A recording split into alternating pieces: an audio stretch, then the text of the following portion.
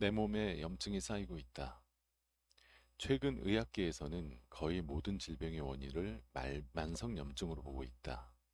염증은 우리 몸의 조직이 손상을 입었을 때 충혈, 부종, 발열, 통증 등을 일으키는 현상으로 손상의 요인을 제거하고 조직을 재생시키는 방어적인 행동이다. 따라서 염증이 일어나지 않는다면 우리 몸에 생긴 손상이 제대로 복구되지 않고 생존까지 위협받게 된다. 그렇다면 우리 몸에 필수적인 이 염증이 왜 도리어 병을 일으키는 걸까? 만성염증이 무서운 진짜 이유. 염증은 일반적으로 자연스럽게 생겼다 사라진다. 즉, 염증이 생겼어도 몸에 생긴 손상이 빠르게 회복된다면 아무런 문제가 되지 않는다. 하지만 우리 몸이 약해져 염증이 한꺼번에 많이 생겨 몸에 쌓이면 문제가 된다. 1차적으로 염증을 해소하는데 많은 에너지를 소비해야 한다. 그럼에도 불구하고 염증이 몸속에 남겨진 채 회복되지 못하면 만성염증으로 바뀌어 질병이 악화된다. 예를 들어 우리 몸의 어떤 부분이 날카로운 도구에 찔려 상처가 나는 모습을 상상해보자. 우리 몸에 있는 면역세포들은 상처 부위에 있는 외부 물질과 일대 전쟁을 하며 염증을 만들어낸다. 일정 시간이 지나면 염증은 사라지고 상처도 원래대로 아문다. 하지만 염증이 완벽히 없어지지 않고 남게 되면 상처 부위에 혈액이 몰려와 붓고 고름이 생기면 통증을 일으키게 된다. 이러한 과정이 반복되면 염증이 만성화되고 만성염증이 지속되면 질병으로 악화된다. 이러한 염증의 만성화 과정은 진행되는 과정 또한 다양하다. 혈관이 확장되어 붉게 되는 발적, 히스타민 같은 염증 물질이 생겨 혈액이 몰려오는 종창, 혈관이 확장되면서 열이 나는 자결, 혈류량 증가와 함께 통증이 생기는 동통, 염증 부위가 섬유화되면서 조직이 변성되는 기능 저하의 5단계를 거친다. 이러한 염증의 만성화 과정은 몸에 침입한 병원균이 계속 염증을 만들고 회복되지 못하면서 염증이 만성화된다.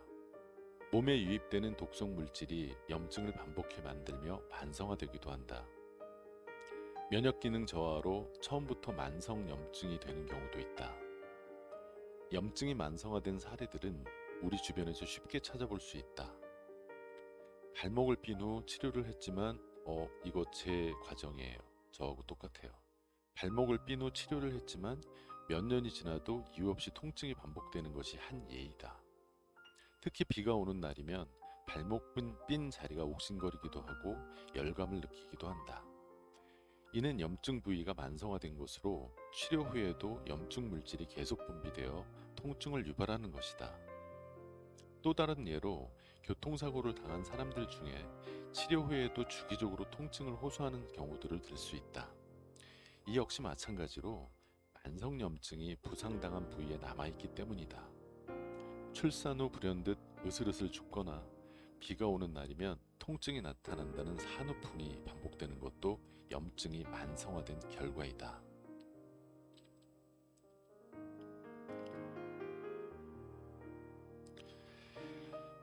일상 속 염증을 유발하는 원인들. 태어나 첫 울음을 터뜨릴 때부터 우리는 염증을 유발하는 다양한 원인들과 수없이 마주한다. 중금속이 섞인 미세먼지와 같은 자연현상부터 다양한 종류의 인공 첨가물, 우리 몸에 유해한 독성 물질, 심지어 치료를 위해 개발된 약도 염증을 일으키는 원인이 된다. 이들은 입, 코, 피부 등을 통해 몸 안으로 들어와 혈관을 타고 여러 장기들을 거치면서 몸에 남아있게 되는데 배출되지 못하고 서서히 몸에 쌓이면서 염증을 유발한다. 이처럼 생활 속에서 늘 함께하고 있어 그 심각성을 느끼지 못하는 대표적인 염증 물질에 대해 알아보자.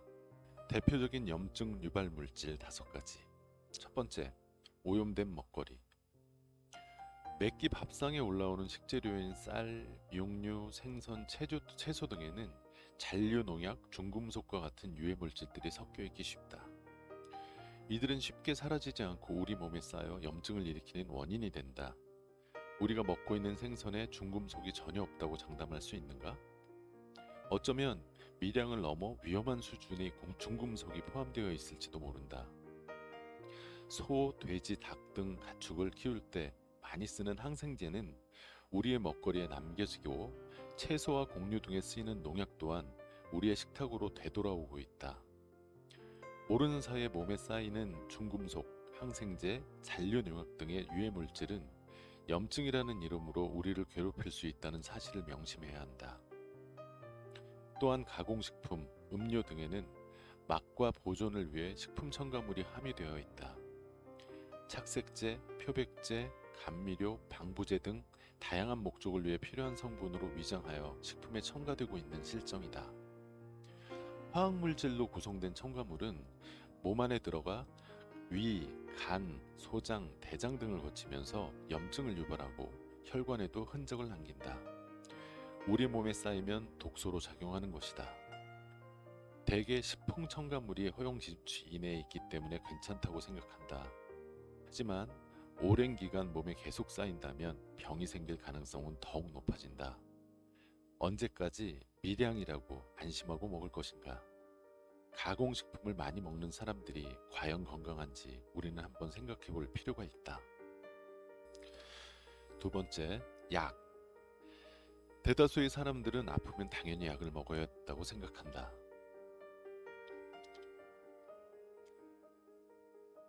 하지만 도리어 약이 몸에 병을 일으킨다면 어떨까? 병을 치료하기 위해 섭취한 약은 소기의 목적을 다한 후 그 잔여물질이 몸에 남는다. 이는 분명 배출되어야 하지만 몸에 남아 염증을 유발해 병을 일으키는 원인이 된다. 특히 당뇨, 고혈압 등과 같은 질환으로 장기간 약을 복용하는 환자들의 간을 진단해 보면 염증이 쌓여 높은 간 수치를 보이기도 한다. 나이가 들어가면서 자연스레 하나 둘씩 생기는 질병으로 인해 먹는 약의 개수는 점점 늘어만 간다. 65세 이상의 노인이 먹는 약의 수는 평균 5개를 넘는다고 한다. 더군다나 장기간 먹어야 하는 약이다.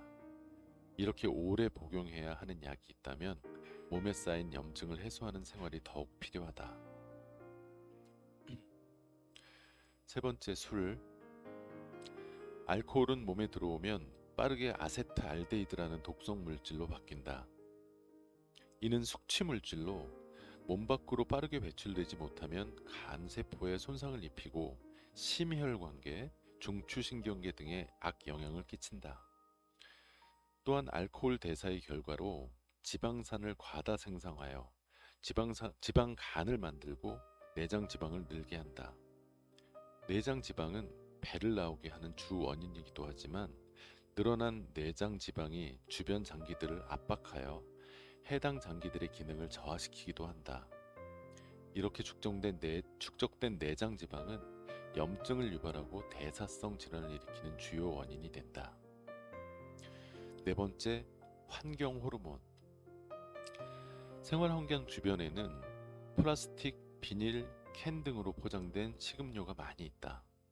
생활의 편리성을 위해 제조됐지만 이들이 만들어내는 환경 호르몬은 우리 몸에 치명적인 악영향을 끼친다.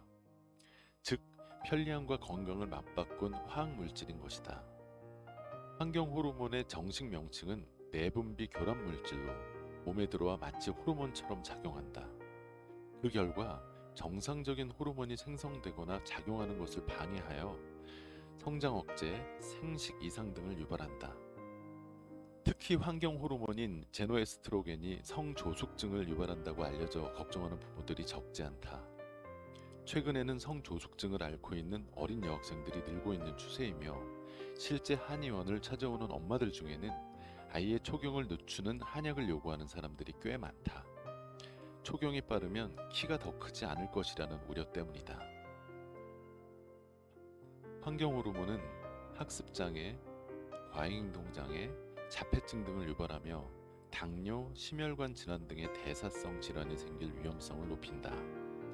또한 여성 호르몬 분비에 악영향을 끼쳐 생리전 증후군, 다낭성 낭포증, 불임 등을 초래하고 자궁내막 조직에 염증을 유발하여 자궁내막증을 일으키기도 한다. 남성의 경우엔 성기능 장애와 생식기능 이상 등을 겪을 수 있다. 5번째, 스트레스. 스트레스가 만병의 근원이라는 말은 많이 들어봤을 것이다. 1936년 캐나다의 내분비학자 셀리에 교수의 논문에 따르면 몇 년 동안 스트레스를 받은 쥐를 검사했더니 위에 궤양이 생기고 부신이 커지면서 면역력이 감소하는 현상이 발견되었다. 이 논문은 스트레스가 병을 일으킨다는 사실을 최초로 제시한 연구이다. 아마 지금 현대인의 모습이 바로 지속적으로 스트레스를 받고 있는 쥐와 비슷할 것이다. 늘 바쁜 일상 속에 사는 사람들의 머릿속은 복잡하고 고민거리로 가득하고 무한 경쟁 속에서 받는 스트레스로 인해 몸과 마음이 병들고 있다. 이런 스트레스를 매일 받으며 생활하는 사람들은 셀리의 교수가 실험한 쥐처럼 병에 걸릴 가능성에 늘 노출되어 있다. 우리는 스트레스에서 벗어나려는 노력을 많이 한다. 하지만 현대 사회에서 스트레스로부터 완벽히 벗어나는 것은 사실 불가능하다. 오히려 약간의 스트레스는 삶의 활력소와 같은 역할을 하기도 한다. 하지만 장기간 지속되는 스트레스는 몸에 염증을 일으키고 만성화되면서 면역력을 떨어뜨린다. 결국 만성 염증이 몸 곳곳에 생기고 질병으로 악화되어 우리를 아프게 만들고 있는 것이다. 이희재 교수의 미나리를 드셔야겠습니다. 오늘은 염증을 일으키는 물질들에 대해서 그리고 염증이 일어나는 원인에 대해서 같이 읽어봤습니다. 같이 읽다. 오늘은 여기까지 하겠습니다. 감사합니다.